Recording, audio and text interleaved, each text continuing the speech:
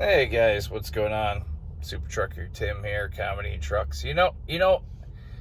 One time I've been to Coos Bay a lot, and there's a lot of crime there. A lot of crime. You know, the first time I had gone, a guy who was training me, he said when you do this route on your own, you're gonna have homeless guys come up and mob the truck. And this is not in the book of policy, but just do this. This works. The policy doesn't work. He said, I've got a whole box of stale old donuts. You give them those and they leave you alone. So the policy was stupid. Not going to do the policy. But then I got another idea that I was going to try, because there was a guy who actually got into the trailer. So I came back there, there's a black dude there, and he says, he saw me catch the white dude in the trailer, and so he says, look at that, a straight up bread hustler. And I said, oh, and I suppose you're just a concerned citizen.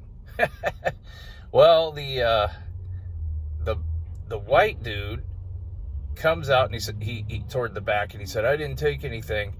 And I said, let's not worry about the fact that you're in the trailer. Your problem is going to be getting out. See, this is where I work when I'm not working.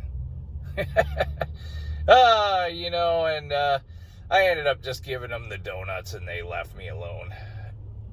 But the second time I was over there in Coos Bay, I got this really creepy feeling, so I opened up my curtain, because I was sleeping in the sleeper, and I opened up the curtain, and this guy's staring into my window with a ski mask, and he's threatening me, and so I said, what's up, dude? And he says, are you aware that urinating in public is illegal? Okay.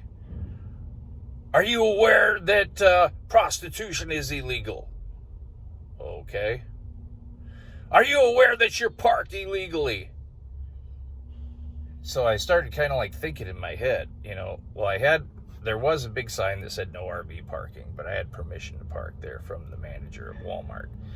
So I was good. And then I started thinking, I talked to a woman earlier that night that was having some kind of medical issue. So I gave her a Snickers bar and $5, and that was all I really had to help her, and she walked off. I had no idea she was a prostitute, and never came back with me anywhere.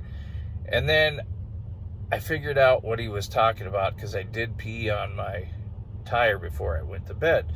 So I looked at the guy and I said, oh, okay, well, I got permission to be here. I didn't know she was a prostitute, and I'm a trucker, so I piss wherever, whenever I want to.